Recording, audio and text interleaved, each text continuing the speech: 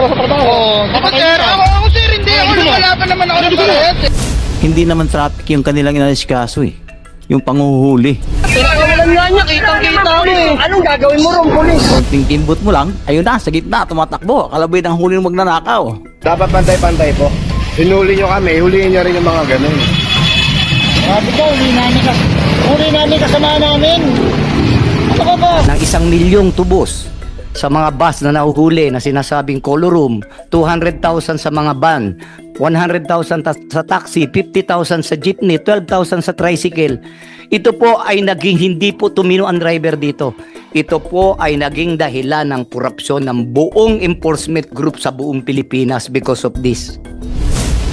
Usually kasi yung mga traffic enforcer basta lamang nagpapara ng mga motorista kahit na walang probable cause. When I say probable cause, malinis halimbawa yung motor, naka-helmet siya, naka-sapato siya, okay yung kanyang plaka, okay kanyang ilaw, and yet pinapara pa rin. Yung pala, yung isang traffic enforcer, hindi naman lahat, ang sadya lang talaga para harasin yung motorista at para kotongan. So how do we put a break on that? Nang sa gayon, hindi na maulit ito at bibigyan tayo ng mga pahayag ng ilan sa mga motorista na nabiktima ng hindi tamang paghuli. In fact, later we'll show you some videos, interviews from some motorists, particular na sa mga rider, na talaga may kita mong hinaharas ng mga traffic enforcer. And also we will discuss today paano din natin proteksyonan ang ating mga traffic enforcer na hindi naman sila pwedeng akusahan basta-basta na lamang ng kung ano-ano samantalang ginagawa lamang nila yung kanilang trabaho. And these things we have to discuss. But before that, I would like you to watch the videos that we prepared in today's hearing. Usually kasi kami mga motor taxi, lalo pag hindi namin familiar yung lugar, ang binabasihan namin yung mapa. So ang binibigay ng mapa yung pinaka shortest distance. Pag hindi namin kabisado, tinitingnan namin yung signs. So pagpasok namin sa bungad, although unfamiliar siya, since mayroon namang dumadaan ng mga sasakyan din, may mga motor din, pero pagdating namin sa dulo, para kaming isdang hinuli doon. Para kaming nalambat doon. Nandun na yung nakaabang ng checkpoint doon. Mayroong patrol car doon sa gilid, sa ilalim ng puno, at yung mga, siguro mga barangay tanod siguro yun. Parang pinapapasok ka lang. Pagdating doon, may violation ka na kasi bawal pala pumasok doon ang mga motor. Sabi ko, sir, ba't bawal? Wala na kaming sign nakikita doon. Ngayon, tinuro niya, ayan no, sa gilid. Nakaparallel sa daan. At talagang nakipag-away ako nung time na yon. Pero wala na akong magawa eh. Kasi, ibinigay ko na lang yung lisensya ko. May mga ilang city dito sa NCR na mga nanguhuli na parang nanguhula lang. Maabala ka, tapos sisilipan ka lang ng mga ilang violation na wala naman. Example, titikitan ka ng hindi mo naman ginawang violation, wala naman silang ground, wala naman silang mga patunay na nagkasala ka o nag-violate ka dun sa regulation na yun o city ordinance. Kaya minsan masakit din sa mga rider na wala namang kasalanan tapos nabibigyan sila ng ticket. Power ng ng mga enforcer o law enforcement agency dito sa Pilipinas eh. Na-experience ko dito sa sa MOA. So pagkanan ko, nakita ko namang green, nasita ako. Pagkasita sa akin, nahuli ako ng security. Tapos yung isa naman, nakikipag-usap lang, hindi naman niya nakita na kung ano yung violation ko. Kaya tinikitan pa rin ako. Dapat kung sino yung sumita, dapat yun ang maninikit sa akin. Nakiusap ako sa kanya, nagmakaawa ako. Pero pinabayad pa rin ako, tinikitan pa rin ako, 500 yun.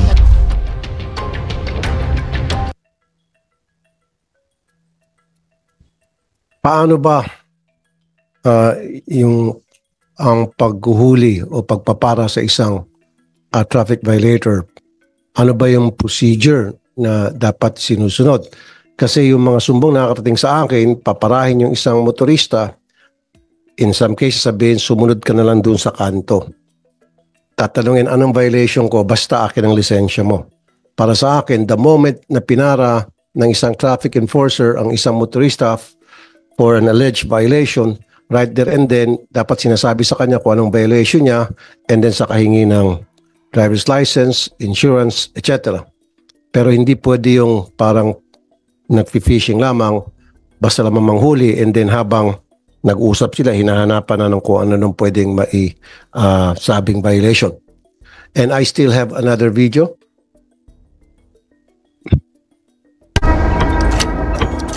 Yung walang sa Igloro, ba't pinakawalan? Backup yung pulis yung backup namin doon. Walang backup dito, boss. Hindi mo ba alam? Oh, hindi sinabi ko kanya. Pinakawalan nga niya, kitang-kita mo eh. Anong gagawin mo ron, pulis? Oh, ito mga to. Naplatan ako mga boss. Sino nagmura sa'yo? Ayan, ikaw mismo. Ikaw. Sabi mo, bilisan mo dyan, sabi mo sa akin. Pinakawalan niyo yung mag-ina, ha? What else, senyor? Dapat pantay-pantay po. Hinuli niyo kami, huliin niyo rin yung mga ganun. Sabi ko, huli namin kasama namin. Ano ka ba? Sir, ano yung susi ko, sir? Sino bibigay dito? Hindi, sir. Kasi, sir, ako gumilit lang naman ako. Hindi naman ako talaga lulusot eh. Kasantakin kita, maniwala ka sa akin. Pag nakabidyo Diba, pa sir? kayo. Kasantakin kita, kalatanggal sa trabaho. Oo. Diba, sir? Ako, sir, hindi. Ako wala pa naman ako ng parehas eh. Ano gusto mo? Nakita niyo naman po yung video at dito pinapakita lamang na some, hindi naman lahat, again, some of our traffic enforcers not professional, not well trained, hindi alam yung mga tamang pamamaraan sa pag-apprehend ng mga traffic violators. Kaya dun nagkakaroon ng problema sa kalye. Sino pa nandito? For the Metro Manila Taxi and Regional Association, we have Mr. Jerry Donesa, the president, sir. Okay, ayan. Mr. Jerry Donesa, sir, good afternoon po sa inyo. Yes sir, good afternoon po. Mr. Junior, President po ng mga taxi driver. So, based po sa aming na-experience, no, ito dahil ako po yung legit na namasada po ng taxi, unang-una po itong enforcer ng Caloocan sa dulo po ng LRT station sa Monumento Circle. Kahit siguro sa inyo, iba sa inyo dito naka-experience din na kapag gumilid ka na dito sa dulo ng LRT, papasok ng Rizal Avenue, paparahin ka nila. Anong sasabihin sa'yo?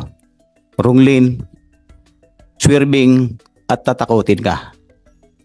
Sasabihin, sir, 2.5 yan. At magsiminar kayo dyan. So, ang gagawin ng motorista, makiusap ngayon. Maglalagay. Pagka 2.5 ang pinag-usapan, malaking mabigat din yon, lalo sa amin na malit lang ang kita. Sana, wag naman sanang ganun, na parang ang binabantayan na lang nila, yung kaunting kimbot lang ng mga motorista at hinuhuli. Hindi naman traffic yung kanilang inasikaso eh.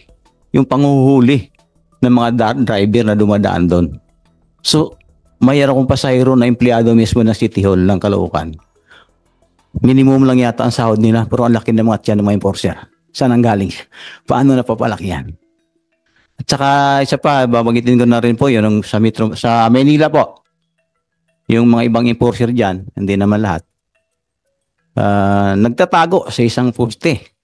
Konting kimbot mo lang, ayun na, sa gitna, tumatakbo. Kalabay ng huli ng magnanakaw. Sana po ay magiging fair tayo sa lahat ng bagay. Kung enforcer kayo at kayo nagbabantay dyan, lumantad kayo sa motorista, hindi yung nagtatago po kayo sa gilid. Yun po ang aming kahilingan. At saka po, isa pa po, nakiusap po kami nandito po yung MMDA, no? Sa chairman po ng MMDA. Hiling po sana namin na itong mga U-turn slot natin sa EDSA. Sana alisin na po natin yung mga MMDA dyan. Kasi may stoplight up po tayo eh. So ang ginagawa ng MMDA dyan, konting kimbot lang, yan naman hinuhuli na naman nila. Pero hindi yun. Teka pala, Sir Jerry, let me interrupt.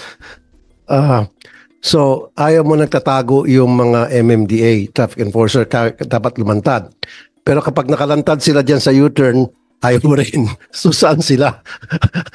Hindi naman. Saan sila pupwesto? Hindi naman sir, actually dyan sa EDSA talaga dapat wala na pong enforcer. Kasi po may stoplight naman po tayo. Sir, Hindi- sir, tama lang may enforcer sa EDSA. Para hindi lang para magbantay doon sa mga traffic violator, para in case na kailangan ng assistance ng mga motorist, nandiyan yung MMDA.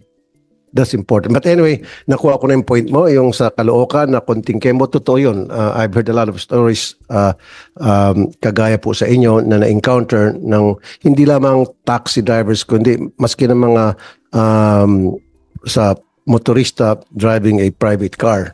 So, totoo po yun, yung kwento ninyo. Pero kailangan din natin mga traffic enforcer sa mga iba't ibang kalye, sir. Kasi kung alisin natin mga traffic enforcer, di magkakaroon ng chaos. Ibig sabihin, kanya-kanya na silang gawa ng violation yung mga tao. Pero I agree with you, wag magtago. Diba? Para ma-prevent na lang siguro yung pagbabiolate ng isang motorista sa daan. Comsec, sino pang present? For our tricycle operators and drivers, we have Nactodap, Mr. Ariel Lim, and for Pamplona 1 Toda, we have Mr. Rondel Dizon. Okay. So, Yes. umpisa natin, tricycle. Sino yun ulit? Si Ariel Lim? Yes, Mr. Ito. Yes, Mr. Chair. Sir Ariel, magandang hapon po sa inyo, sir. Magandang hapon po. Pasensya na po, hindi ako naka-attend sa mga nakaraang hearings. Okay lang po, sir. Mr. Chair, ako po ay nagre-represent dito ng NACTODA, pero dahil sa wala yung ibang kasama ko, ako rin po ang National Chair ng National Public Transport Coalition, kung saan pati mga truckers kasama. Hindi po nakapunta rito yung CTAP, Hataw, INTA, na mga organisasyong malalaki ng truckers na may problema po dyan sa Arten. At Mr. Chair, magtatanong lang po ako sa inyo dahil kailangan po idaan ko sa inyo. Ano ho ba yung paraan para hulihin? Hindi ho ba, Mr. Chair, pwede bang pakitanong sa LTO o sa ibang ating di ho ba kinakailangan may initial violations bago tayo mampara o manghuli ng anumang uri ng sasakyan? Nasa batas po yan, pero yan po ang problema ng buong Pilipinas, Mr. Chair. Nabanggit ko ngayon kanina, sir. Diba? Buong Pilipinas po, ang tricycle nasa buong Pilipinas. And pangalawang tanong ko, Mr. Chair, pwede masagot po nila, bakit po ang mga enforcer, even LTO, hindi po mga organic, puro JO. Pag nareklamo mo, wawawala na. Ano pong habol ng motorista? Alam po yan ang ating butihing kongresista, si Congressman Bonnie Busita, na talaga pong pinag-uusapan namin palagi yung mga pagkakamali. Katulad ho ng policy, Mr. Chair, marami ako bibigay na position. Yung pong LTO at saka LTFRB, gumagawa ng mga MCs, mga memorandum circulars, pero sila mismo hindi nila ma-interpret ng tama. So, huli ng huli, 200,000, 200,000, 200,000. So, lahat ho hinuhuli. May mga instance po na problema ngayon, even in Mindanao, ang tingin ng mga tao sa Mindanao, pinag-iinitan tuloy sila dahil sa politika. Sana naman po hindi mapasok doon. Dahil Davao pa nangyayari mismo. Mr. Chair, nagpunta po ako rito para hilingin lang sa committee na to na dapat po siguro magkasundo ang LTFRB at LTO muna bago sila manghuli. At kung hindi nila matranslate, Mr. Chair, yung kanilang ginawang mga MC, dahil iba po ang kanilang mga pagkakaunawa, hanggang ngayon hindi nila masagot for more than a year. Mr. Chair, na sumulat kami, wala pong kasagutan. Kaya nga sabi ko, mga kaibigan ko po silang lahat, ang request ko lang sana po Mr. Chair, na sa pamamagitan ninyo at ng Committee ng Transportation sa Kongreso, matapos na ito kasi po hindi po biro. Una pong question namin, yung pong JAW na nagtatakda ng 1 milyong tubos sa mga bus na nahuhuli na sinasabing color room, 200,000 sa mga van, 100,000 sa taxi, 50,000 sa jeepney, 12,000 sa tricycle. Ito po ay naging hindi po tumino ang driver dito. Ito po ay naging dahilan ng korupsyon ng buong enforcement group sa buong Pilipinas because of this. Katulad po namin sa tricycle, iba-iba kami ng lugar, iba-iba ang local government unit nagpapatakbo, pero hindi po magkakapareho yung kanilang mga tubos. Iba-iba pong tubos. Mas mataas pa nga sa probinsya, mas mataas pa sa local government yung yung tubos kaysa po sa national government na alam naman natin na under the law, hindi po pwedeng tumaas yung sa lokal sa national. Kailangan magpantay o bumaba. Pero ito po yung talagang kalakaran at ang ating pong mga transport driver, wala po sa trackers hanggang sa pinakamaliit na pareho namin, hanggang sa bagong unit ng mga motorcycle taxi na kinikilala na bilang pampasada sa buong Pilipinas, nasasakta na, Mr. Chair. So, Mr. Chair, ayoko sanang magsalita ng pero ginawa po itong palabigasan ng ating mga enforcer. Sa MMDA, sorry, hindi nyo ako nakikita palagi. Never akong tumungtong sa mga opisina nyo. Lagi akong nagrereklamo sa tamang lugar.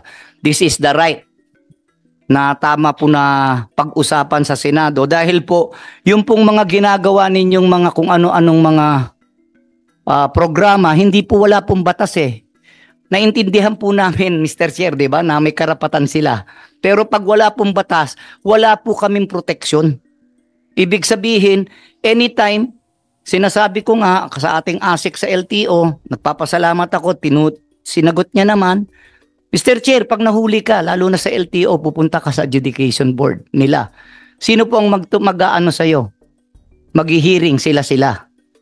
Lagi po kayong talo. Umakyat ka naman, ang policy, umakyat ka na naman po para sa appeal, sa direktor. Ganun pa rin ang mangyayari.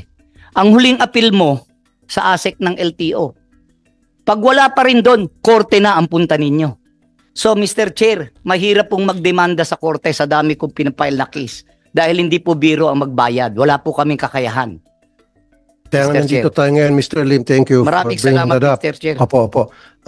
Para gumawa tayo ng batas na kung saan yung mga traffic enforcer o police na namamara dahil lamang mangharas at naabala yung isang motorista sa maling pagtiket sa kanya, mananagot. Pwede siyang masuspinde. Yan ang batas na ginagawa natin ngayon. That's why we're here to talk about that.